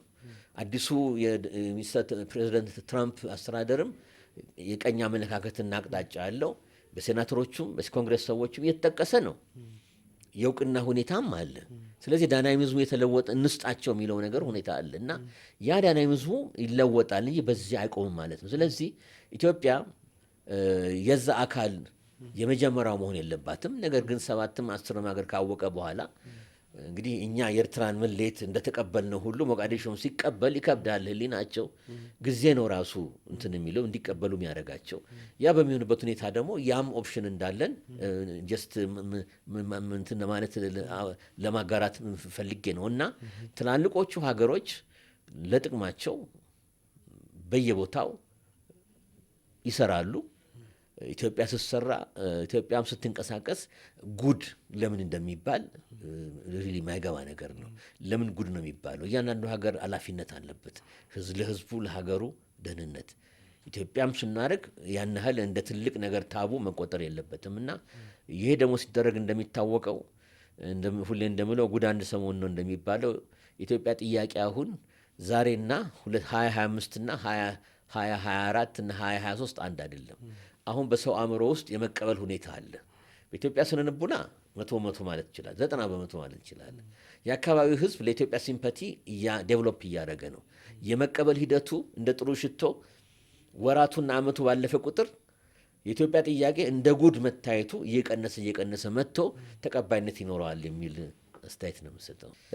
ፕሮፌሰር፣ በኢትዮጵያና በሶማሊያ መንግስት ከአንካራ ስምምነት በኋላ ሁለቱ መሪዎች እንግዲህ በጋራ ለመስራት የሚያስችላቸውን ስምምነት ማድረጋቸውን በተደጋጋሚ በሁለቱም መንግስታት በኩል የሚወጡ መግለጫዎችን እየተመለከትን እንገኛለን። የቴክኒክ ኮሚቴም ተዋቅሮ በቀጣይ ኢትዮጵያ የባህር ባለቤት የምትሆንበት ጠቃሚ የምትሆንበትን ስርዓትን በአጭር ጊዜ ለማበጀት እንቅስቃሴዎች እንዳሉ እየተመለከትን ነው። በአንጻሩ ደግሞ በዚህ በአፍሪካ ቀንድ ላይ የግብፅ ወይም የካይሮ እንቅስቃሴ እያየን ነው። የተሳሳቱ ፕሮፓጋንዳዎችን ከህዳሴ ግድብ ጋር በተገናኘ ለመንዛት የመሞከር እንደዚሁም በአሚሶምና በአትሚስ ጥላ ስር ለሶማሊያ ሰላምና ደህንነት ዋጋ ስለከፈለው መከላከያ ሰራዊት ጭምር የተለያዩ ሀሰተኛ መረጃዎችን ስለማጋራት ስኮላሮቻቸው ሃየር ኦፊሻሎቻቸው ጭምር ሲያጋሩ እየተመለከትን ነው። ካይሮ ተሸንፋለች አሁን በአፍሪካ ቀንድ? በጣም ጥሩ ጥያቄ ነው። ለጊዜው ተሸንፋለች፣ ግን ማንም ሀገር ኢን ፕሪንሲፕል እንደ ታሪክም እንደሚመሰክረው እነሱም ለአሁኑ ተሸንፈዋል። ግን ሌላ ዙር ደግሞ ካውንተር ሜዥር ወደ ማዘጋጀት ይዞራሉ ማለት ነው። ይሄ የማይቀር ነው። ለምንድን ነው የዛሬ ከ35 ዓመት 40 ዓመት ወዲህ ለምሳሌ ኢትዮጵያን ለማዳከም በአባይ ጉዳይ ኢትዮጵያ ላይ የተነሱ ነፍጥ አንስተው የሚዋጉ ነጻ አውጪ ድርጅት የሚባሉት በሙሉ የሚደግፈው በአንደኛ ደረጃ ግብጽ ነው። በሞራል በሚዲያ በገንዘብ በሌላም ቀጥለዋል እስከ ቅርብ ጊዜው ድረስ ሁሉ። ይሄ የሚያሳየው ምንድን ነው? ሁልጊዜ ታክቲካቸው የለወጡ ይቀጥላሉ እስከ መጨረሻው ድረስ። ግን ከሽፏል። ይሄ የከሸፈ መጥቷል። ለምሳሌ አሁን ከቅርቡ የምንነሳ የታሰበው ምንድን ነው? አባይን በተመለከተ ግድቡን ሬኔሳንስን ግድብ በተመለከተ እንዲቆም ለማድረግ ነው። አሉባልታው መቼም እንደ ጎርፍ ነው፣ እንደ ናዳ ነው የሚሄደው። በቅርቡ ቀን እንኳን የእነሱ ምሁር እንግዲህ ላገናኙ ከምሁሮቻቸው ጋር ሳተላይት አይተን ክራክ እንዳለ ችግር እንዳለው ብሎ የእነሱ የታወቀ ሰው ሁሉ መግለጫ የሰጠበት ሁኔታ አለ። እዛ ላይ ወደ ኋላ የማለት ሁኔታ አለ። እየገፉ ነው። በቅርቡ እንደምታውቀው የናይል ቤዘን ኢኒሽቲቭ ማጆሪቲው ስላጸደቁት ደቡብ ሱዳን ስታጸድቀው ተግባራዊ የሆነ ስለመጣ ጥቅምት 2017 በእኛ ማለት ነው፣ በፈረንጅ ኦክቶበር 2024 ላይ የእሱን ደግሞ ለመከላከል የተሯሯጡ ነው። እዛ ስብሰባ ላይ ለምሳሌ እንዳይደረግ ብዙ ፑሽ አድርገዋል። ስብሰባው እንዳይደረግ ግን ሊቆም አልቻለም። ይኸው ያለፈው ሳምንት ትልቅ ስብሰባ ኢትዮጵያ ናት እንዲሁም ሆስት አድርጋ የምታስተናግደው። አሁን ኦፊሻሊ ኢንፌክት በህጉ መሰረት ናይል ቤዝን ሪቨር ኮሚሽን ኤንቢአርሲ ተቋቁሟል። እነሱ ጆይን ማድረግ መብታቸው ነው። አይካሉም ውርጭ ላይ መቆም የነሱ መብት ነው። ያን ሊያስቆሙ አልቻሉም። በሰፊው የተነጋገሩበት ነው። ዝርዝሩን የኮሚሽኖቹን አካል እየሄዱበት ነው። ጉብኝትም እንዲያውም በጣም የሚያሳዝነው የሚያስቀውም የሚያስገርመውም የኢትዮጵያ ክቡር ሚኒስትሩ ግድቡን እንዲጎበኙ ሁል ግብዣ ሲደረግ እንዳትሄዱ የማለት ሁኔታ ሀገራትን እንደ ሀገር አለመቁጠርና እንደ ራሳቸው ሎሌ አድርገው ትሄዱና ሄዳችሁ እንዳታዩ የማለት ደረጃ ግን ማንም የተቀበላቸው የለም። እነሱ ሲቀሩ ሁሉም ሄዶ አይተዋል። ሱዳን ላይ የሚያደርጉት ተጽዕኖ ቀጥሏል። አሁንም በፊትም ነበር፣ አሁንም ቀጥሏል። ሱዳንን እንደ ካርድ አድርገው አሁንም መጠቀም ሁኔታ አለ። እንግዲህ በንክኪም ከኤርትራ ጋርም ያን ይመስላል እና ቀጥለውበታል። ኢትዮጵያ ተቋሚ ድርጅቶች ነው የሚሉትንም አሁንም ይደግፋሉ፣ በደንብ አድርገው ይደግፋሉ፣ ያስታጥቃሉ፣ መሳሪያ ይሰጣሉ። በቤንሻንጉል ጉሙዝ በኩል የሚደረገው ጥረት፣ በጋምቤላ በኩል የሚደረገው ጥረት ብዙ ጊዜ ከሽፏል። ዝርዝሩ ያደር እየወጣ ነው፣ ግን ብዙ ጥረቶች ያደርጋሉ። ኢትዮጵያ ውስጥ ያሉትን ምሁራን ወይም ተቃዋሚ ፖለቲካ ድርጅቶች 7 ዓመት ከአዲሱ ለውጥ በፊትም ነው እዛው ድረስ በመርዳት በማስታጠቅ ገንዘብ በመስጠት ይንቀሳቀሳሉ።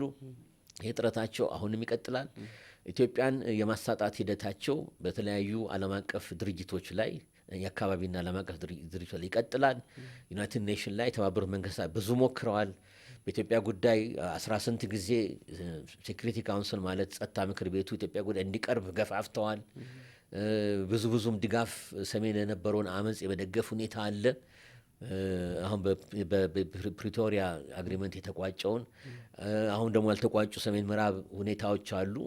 የሰላም መደፍረስ እዛ ላይ በተቻላቸው ቀጥታና ቀጥታ ባልሆነ ሁኔታ የማድረጉ ሁኔታ ሁሉ ይቀጥላል። እንግዲህ ምንድነው ይሄ? አንድም ሪጂናል ፓወርነታቸው ኢትዮጵያ በደንብ እየመከተች እያደገች መምጣቷ ያን ለማስቀረት ነው።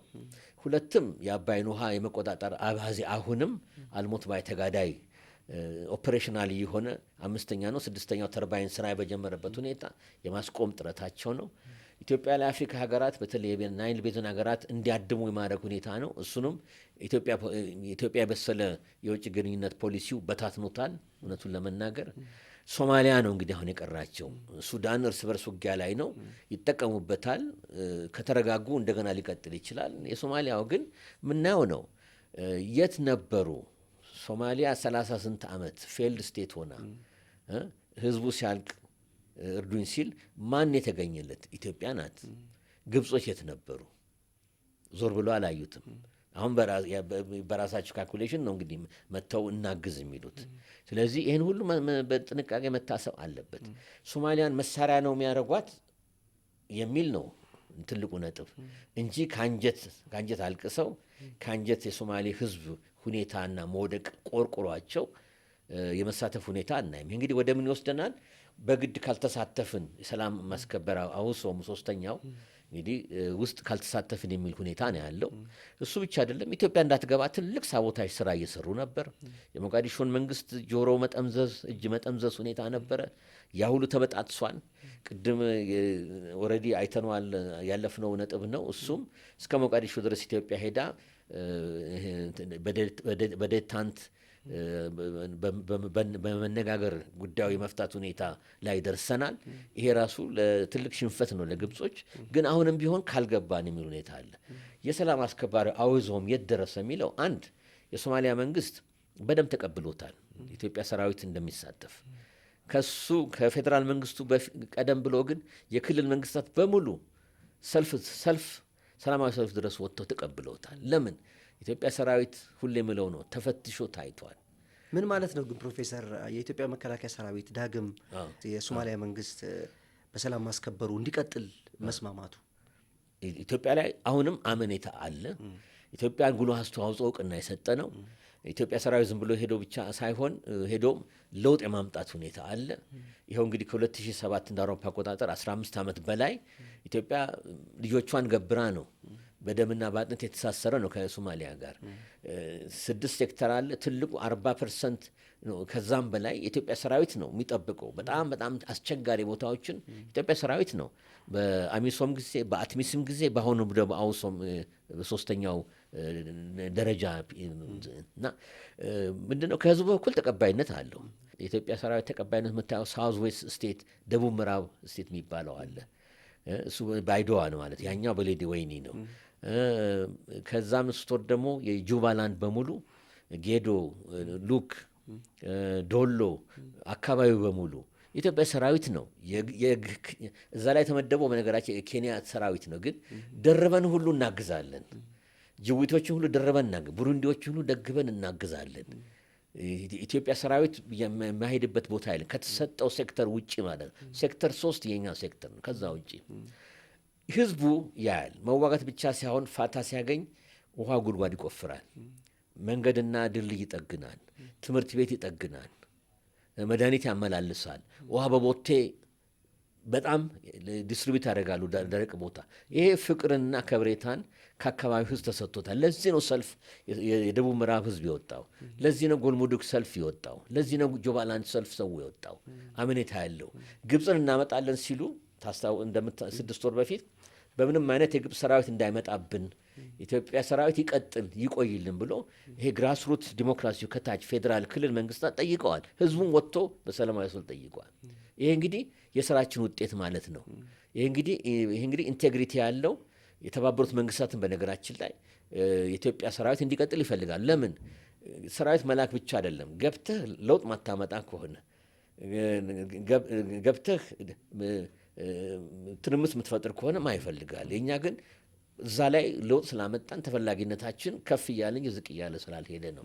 እና ያ በዛ የተነሳ አሁንም የሞቃዲሾ መንግስት ከኤምኦዩ ከተፈራረምን በኋላ ከሀርጌሳ መንግስት ጋር ቅሬታቸውን አንዱ ያሰሙበት እኛ አንፈልጋችሁ ነበር። ስለዚህ እኛ የኢትዮጵያን ሰራዊት አንፈልግም። በምን ምላሽ መጣ? በህዝባዊ መልስ ተገኘ። የአካባቢው መንግስት፣ ክልል መንግስታት ሁሉ ፌዴራልን አናቃቸውም፣ እንዲሁም ከፌዴራሉ ስርዓት እንወጣለን፣ ኢትዮጵያ ማትቆይ ከሆነ አንደግፈውም የሚል ነገር መጣ። ሞቃዲሾ መንግስት እንግዲህ አሁን ውጠውታል። እንዲሁም በፕሬዝደንቱ አንደበት ደጋግመው ተናግረዋል። ምስጋና ከአንካራው ጀምሮ ለኢትዮጵያ ሰራዊት ላደረገው መስዋዕትነት፣ ለከፈለው መስዋዕትነት ምስጋና ሁሉ እስከ ማድረስ ተደርሷል። አሁን ይሄ በምን ተቋጨ?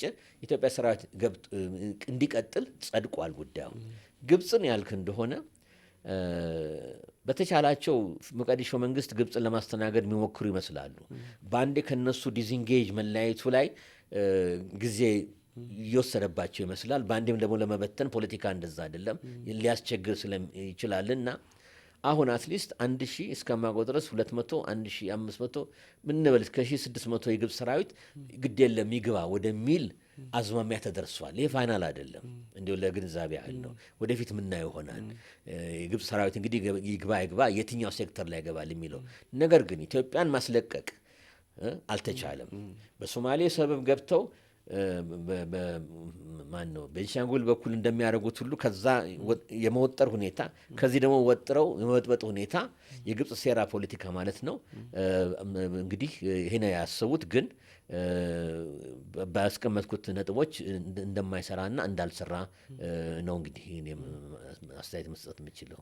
እንግዲህ ኢትዮጵያውያን በጋራ ሆነው የታላቁ የኢትዮጵያ ህዳሴ ግድብን በግብፅም ሆኑ ሌሎች ኃይሎች የነበረውን ጣልቃ ገብነት አሸንፈው ግድቡን ወደ መጨረሻው ምዕራፍ አድርሰውታል።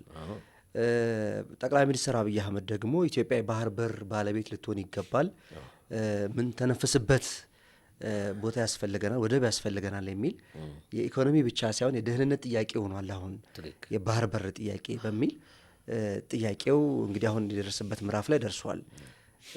በቅርቡ ምን ጨብጠው ይመስሉታል ፕሮፌሰር? እዚህ ዘርፍ ላይ በቅርብ እንደሚያጠና በቅርብ እንደሚያነብ ትንታኔ ሀተታዎችን እንደሚያዘጋጅ ተመራማሪ ኢትዮጵያ የባህር ባለቤት በቅርቡ የምታገኝ ይመስሎታል እርስዎ? ጥሩ ጥያቄ ነው። ቁልፍ ጥያቄ ነው። እኔ ይመስለኛል እንደው በሚቀጥሉት ዓመታት በጥቂት ዓመታት ይመስለኛል። ለምን ብትለኝ በሚከተሉት ምክንያት ነው። አንድ ጉዳዩን አውጥተን አፍርጠነዋል ልበልህ፣ ለጠላትም ለወዳጅም ቅድም ነው አፍርጠነዋል። ግልጽ ነው ጨዋታው አሁን።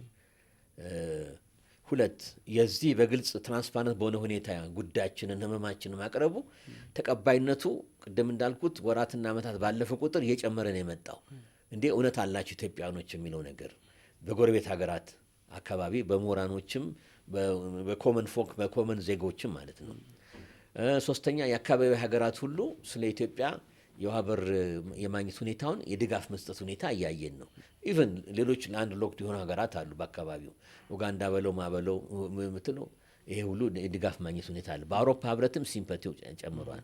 ስለዚህ ይሄ ተዳምሮ ያመጣልናል። እንግዲህ ምን አይነት ነው አክሰስ ቱ ደሲ ወደ ባህር የምናገኘው ስንል እንግዲህ ኮመኑ ቦተም ላይኑ ኮመኑ ምንድን ነው? ኮንትራትና ሊስ ነው። መነሻ እሱ ነው። እንግዲህ አሁን ከሶማሌ ጋር ባለው ራፕሮችማና ዴታንት አሁን ሶማሊያ ሆቢዮ የሚባል ወደብ አለ ይመስላል፣ ግን ብዙ ፖርት አላቸው። ጊዜ እንግዲህ የሚናገረው በሚቀጥሉት ወራት ምንሰማ ይሆናል። ኔጎሽት ይደረጋል፣ ይታያል። ቴክኒካል ኮሚቴ ውጤቱን ያቀርብና ፓብሊክ ፖለቲካል መሪዎቻችን የሚወስኑት ይሆናል ማለት ነው። ስለዚህ በሊስ ነው በኮንትራት የሚለው ነው ትልቁ ጥያቄ። ሌላው ምንድን ነው? አድሚኒስትር የማድረግ መብት ይሰጡናል ወይ ነው ትልቁ ቁልፍ ኔክስት ጥያቄ። ይሄ ቤቴን ነው ሰጥቻለሁ ተጠቀምበት፣ ግን ቁልፉን ይዤ እቀመጣለሁ ነው የሚል አፕሮች ነው ወይስ ለ60 ዓመት ሰጥተንሃል፣ ቁልፉ ምኑን አንተ ነው የምትይዘው፣ ቤቱን የተሰጠህን እንደፈለክ ገንባ ምንበል ማለት ፖርት መገንባት አለብን። ወጪው እኛ ነው። አንድ ባርዥ አይደል ባርዥ ነው የሚባለው። ባርዥ ብቻ ሳይሆን ባደግን ቁጥር 4 5 6 ባርዥ ያህል ነው የምንሰራው። ባርዥ ማለት ዶክ የሚያደርግበት መርከቡ ሄዶ የሚያረግፍበት ቦታ። እንደገና ብዙ ማሽነሪዎች አሉ። እሱም ሁሉ የማድረግ መብት ይሰጡናል ወይስ ጅቡቲ ለምሳሌ ይቅርታ ልመልስህና እህት ወንድም ሀገር ናት። እንግዲህ የኛ ከሶማሊላንድ ጋር ስንፈራረም ኤምኦዩ ያለፈው አመት ጥር ላይ ጅቡቲ ደግሞ የራሷን ይሄው ከጄም አለ ብላ ቀርባለች። እንደውም አንድ ፖርት ታጁራን ይሄው ተጠቀሙበታል። ግን እኔ ራሴ በጣም ነው የገረመኝ። እንዴት ብትለኝ ጆይንትሊ ነው አድሚኒስተር የምናደርገው። መኪናው የሚነዳ አንድ ሰው ነው። ሁለት ሰው መሪ ላይ ተቀምጦ ሊነዳ እንዴት ይሳካል? መሪውን ወደዚህ እሱ ወደዛ። ይሄ ቀልድ ነው። ይሄ አይ ቲንክ ይሄም መሰለኝ ቀዝቀዝ ያለ መልሱ ከኛ በኩል ያልተሰጠው የኔ እይታ ነው። እንግዲህ እንደ አንድ ምሁራቅ በለኝ ዋቴቨር በለኝ እንደዛ ነው የሚሰጠን። ይሄ ሁሉ መመርመር አለበት። ይሄ እንግዲህ ራይት ቱ ቢልድ ኢንፍራስትራክቸር መገንባት አብሮ መብቱ ጋር መያያዝ አለበት። እንደገና የመሬት የየብስ ኮሪዶር ሬልዌይ የምንሰራ ከሆነ ብዙ ያስወጣናል። ወዲያ አሁንም ወደፊት ባቡር የምንሰራ እንደሆነ ይህ ሁሉ መታየት አለበት እና በምን አይነት ኮንዲሽን ነው የሚሰጡን ነው የሚለው። እኛ እንግዲህ ኦፈሩን ስንወስድ ማለት ነው። ሌላው ደግሞ ቅድም ያልነው የብሔራዊ ሴኩሪቲ ጉዳይ አለ። የሪጂናል ፖለቲክሱም ሴኩሪቲ ጉዳይ አለ። የፍትጊያ ዓለም ነው። ኢትዮጵያ ሀያል ሀገር ናት። ሚሊተሪልም ምንም ዳውት የለውም። ሁሉ ተዳምረው ኢትዮጵያን ያህል ኃይል ያለው የለም በአፍሪካ ቀንድ እውነቱን ለመናገር። ይሄ ደግሞ በዛው አይቆምም። ማሪኔሬ ወይም ባህር ኃይሉንም እየሰለጠነ የተዘጋጀ ነው። በደንብ ዝግጅት የተደረገ ነው። ጣሊያን፣ ፈረንሳይ ድረስ ኔቪ ኦፊሰሮች እየሄዱ የተማሩ ነው። አንዳንድ መርከቦችም ሳንገዛ አንቀርም ኦልሬዲ። ጣናም ላይ ደግሞ ብዙ ራሱን የቻለ ቤዝ እና ትምህርት አለ። ያን ብቻ ወደዛ ቦታ ማዛወር ነው የሚቀረን እንጂ ማለት ነው። ስለዚህ የሚሊቴሪው አስፔክቱ አለ። እስካሁን ያነሳሁት የኮሜርሻል አስፔክቱ ነው፣ በንግድ አስፔክቱ ነው አይደለም። የእሱን በተመለከተ ደግሞ በምን መልክ ነው የምንነጋገረው? ስለዚህ ይሄ ሁሉ እጠብቃለሁ። ስለዚህ መጠቤ ምንድን ነው? ትንሽ ጊዜ ሊፈጅ ይችላል። በተለይ የሚሊተሪ አስፔክቱ የኮሜርሻሉ ቶሎ ሊበስል ይችላል እና መቼ የሚለውን መቼም ከወዲሁ ለመተንበይ በፖለቲካ ሁሌ የምለው ነው 2 ሊሆን ይችላል ወይ 7 ሊሆን ስለሚችል በዚህ ወር ምን ልን አንችለውም። ግን አንድ ነገር አለ፣ ትሬንዱ፣ አቅጣጫው፣ ሁኔታው በደንብ የምናገኝበት ሁኔታ እንዳለ ነው። ኢትዮጵያም ደግሞ መርሳት የለብን አማራጮች አለን። አማራጮች አለን ስል ደግሞ እስከ ኤርትራ ድረስ ይሄዳል። ኤርትራም ቢሆን ለምሳሌ ጉድዊል ነው እንጂ የጎደለው በአንድ ወር በሁለት ወር ሊፈታም ይችላል። አመራሩ አስመራ ያለው ምንድን ነው አስተያየቱ? ብዙ ደረጃ ደርሰን ነበር፣ ጥናቶች ቀርበዋል፣ ግን ተቀመጡ። ለምን? ያን የሚያንቀሳቅስ ኃይል ቢኖር ሲመጣ ኤርትራም ተጨማሪ ምጽዋ ማሰብ የምንጠቀምበት ፖርቶች ናቸው ማለት ነው የምንችለው። ስለዚህ መሰል የሆኑ ሀገራትም ሶማሊያ ውጪ የኢትዮጵያን የባህር በር ጥያቄ ሊመልሱ ይገባል። ትክክል። ከሰሞኑ አንድ ዜና ላሙም አለ ለምሳሌ እንደገና ተንቀሳቅሷል። እንዲሁ በነገራችን የኬንያው ዊሊያም ሩቶም እዛ ላይ አንድ አስተያየት መስጠቱን ባለፈው ሳምንት እያየሁ ነበረ። ከኢትዮጵያ ጋር አብሮ ስለማልማት ኢትዮጵያም አንድ ባህር ብቻ በር ብቻ የሚያስፈልጋት አይመስለኝም። በርካታ ነው የሚያስፈልገን። ይሄማ ሁሉ ነገራችን አንድ ዘንቢል ውስጥ ማስቀመጥ ነው። ይሄማ የዋህነት ነው። 6 7 8 9 10ም ሊሆን ይችላል። ባደግን ቁጥር እንደ እያንዳንዱ ክልል መንግስትና አካባቢ ያለውን ኢኮኖሚክ እንቅስቃሴ ዲስታንስና ርቀትና ኮስት ሚኒማይዝ ዋጋ መቀነስ ነው አላማው። በዛ መሰረት እየሸነሸነ የምንንቀሳቀስበት ይሆናል እንጂ አንድ ላይ ብቻ መቀመጡ መታነቁን አያድነውም። ምክንያቱም አታቅም፣ ፖለቲካ ይለዋወጣል። ለምሳሌ አንድ መንግስት ለውጥ ቢመጣ እዛ ሀገር ቢያኮርፍ ምን ቢል ዝጋልኝ ቢል ወደ ችግር ውስጥ እንገባለን ማለት ነው። ያ የራሱን ጠንቅ ይዞብን ይመጣልና ከሁሉ ጋር በነገራችን ላይ ፖሊሲያችን እኮ ከሁሉ ጋር በሰላም ለመኖር አይደለም እንዴ? ስለዚህ እንዲያውም ከጅቡቲም ከኤርትራም ታች ሶማሊያን ሁሉ ጋር እንደ ፖርት ቢኖረን እንደውም ሁሉም ተጠቃሚ ይሆናሉ። የእኛን በረካ ልበልህ የእኛን ገንዘብ ያገኙታል። እንዲያውም ያ ነው የሚጠቅመንና እኛ ደግሞ ኢትዮጵያ ሪሊ ሲንግል አውት አድርገን ይህንን አንድ ይዘናል ሙጥኝ ብለን የምንል አይመስለኝም። እና ማስፋቱ እንዲያውም ለራሳችን ደህንነት ለእነሱም ህልውና ከምናገኘው ኢኮኖሚክ ሀብት እንዲቋደሱ ማድረግ ጥሩ ዲቪደንድ ጥሩ ትርፋማነት የምታስቀምጠው ባንክ አካውንት የምታስቀምጠው ገንዘብ አድርጌ ነው የምወስደው። መልካም ፕሮፌሰር ብሩክ የመጨረሻ ጥያቄ የማደርገው ኢትዮጵያውያን የታላቁ ህዳሴ ግድብ ግንባታ አንዱ የወል ትርክታቸው ወይም ግራንድ ናሬሽናቸው እንደሆነ የሰንደቅ ፕሮጀክታቸው እንደሆነ ይገለጻል በተደጋጋሚ። የህዳሴ ግድብን ደግሞ በትውልድ ቅብብሎሽ በመሪዎች ቅብብል ነው ኢትዮጵያውያን እውን ወደ ማድረግ የደረሱት።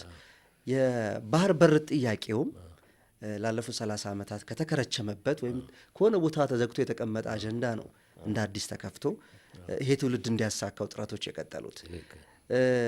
ግራንድ ናሬሽናችን የወል ትርክታችን ልናደርገው አንችልም ወይ? ከህዳሴ ግድብ ተቀብለን ቀጣይ የምናሳካው የባህር በር ጥያቄ አይሆንም ወይ? ልክ በደንብ እንጂ ግራንድ ናሬሽናችን መሆን ይገባዋል። እየሆነም ነው። አገራት የሚገቡት ይህን የመሳሰሉ ናሬሽን ሲኖር ነው። የውሸት ናሬሽን ሲሆን እምቧይ ካብ ይሆናል። ይሄ የውሸት አይደለም፣ ትክክለኛ ነው። አምሳል አባይን እንሰራለን ብለን ተነሳን፣ ከፈል ውጤቱን ይኸው እያየን ነው። በግድ ያስፈልጋል ናሬሽን ግድ ታሪካችን ላይ ተመስርቶ ኢትዮጵያ ካልቸሩ ብሔራችን አብሮ የመኖሩ ሃይማኖቱ ሁሉም ሶስቱም ሃይማኖት ኢትዮጵያ ውስጥ መኖሩ ይሄማ ኢትዮጵያን ኢትዮጵያ ያደረጋት ልዩም ሀገር ያደረጋት ነውና ናሬሽን ለሀገር ግንባታ ይጠቅማል መሆን አለበት። ያን ስናደርግ እያንዳንዱ ትውልድ እኮ ያልፋል። በፊት ያለፉት አባቶቻችን እኛ አለን፣ እኛ ደግሞ እናልፋን። ለልጆቻችን የምንሰጠው ነገር ደግሞ መኖር አለ። በጎ ነገር ከምንሰጠው ስጦታ መካከል አንዱ ምንድን ነው? እንዲህ አይነት ናሬቲቮች፣ ትርክቶች፣ ትክክለኛ ትርክቶችን ነው። በኢትዮጵያዊነት መኩራት፣ በኢትዮጵያዊነታችንን እንደውም አንዳንዴ ሁሌ አዝናለሁ አለመደበቅ። አባባልም ሞከራ በየጊዜው ደረት መንፋት እግዚአብሔር ይጣልሃል እንኳን ሰው ትዕቢት ስለሚሆን፣ ግን ቀና ብሎ የሚሄድ ለምን እንደማንለው ማለት አለብን። እንደውም አንዳንዴ አነሰሰሪሊ ደቃቅ የሆኑ ሀገራት እኛን ስክሩ እያደረጉ እያጠበቁ እንትን የሚሉን ፈሪሃ እግዚአብሔር መሆናችን ማጎንበሳችን እንደ ደካማ እንደ በቃ በራሱ እንደማይተማ አድርጎ እንወሰዳለንና ይሄ ነገር መለወጥ አለብን። ትቢት ማለት አይደለም፣ ቀና ማለት አለብን ማለትም አለብን። ለዚህ ትውልድ ማስተማር ያለብን ይህንን ነው። የፈለገው ልዩነት ሊኖረን ይችላል። በሀገር ጉዳይ ግን በምንም አይነት ይሄ በቃ እኔ ወንበሩን ካልያዝኩ ግንቡም አይሰራም፣ መንገዱም አይሰራም። ይሄ እንዲህ አይነት ፖለቲካ ነው ሀገራችን ያጠፋው። ከዛ አይነት ፖለቲካ እየራቅን ነው። እንዲህ አይነት ፖለቲካን መስማት የለብንም። ለፖለቲካው መድረክ አለው። መፎካከር ያለ ነገር መፎካከር። ሀገር ጉዳይ ላይ ደግሞ እንደ ሀገር እንደ ሕዝብ አብረን መሆን አለብን እንጂ ዝም ብሎ እኔ ካልመራው ሹፌሩን እኔ ካልሆንኩ፣ በነገራችን አንድ ሹፌር ነው ሊኖር የሚችለው፣ አንድ መሪ ነው ሊኖር የሚችለው። 100 ሰው ሊሰፍርበት አይችልም። ይሄ ሊሆን አይችልም። ስለዚህ እያንዳንዱ አመራር የራሱ ተግባርና ኃላፊነት አለበት። ያችን ጊዜ ያችን ሰከንዷን መጠቀም አለበት። ሕዝብን በማሰባሰብ ኢትዮጵያ ላይ በመስራት በማፍረስ በመስራት ያን ካደረገ ደግሞ ያ መንግስት ይደገፋል። በህዝብ የፈለገውን አይዲዮሎጂ ይመን ይደገፋል። ይህን አይነት ባህል ነው አጠናክረን ልጆቻችን ማስፈር ያለብንና ሀገርን መውደድ ያስፈልጋል። ሁሉ ነገር ከሁላችን በላይ ሀገር የምትባላለች ያችን ሀገር ማቆየት አለና ናሬሽኑ ትክክል ነው፣ ተገቢ ነው።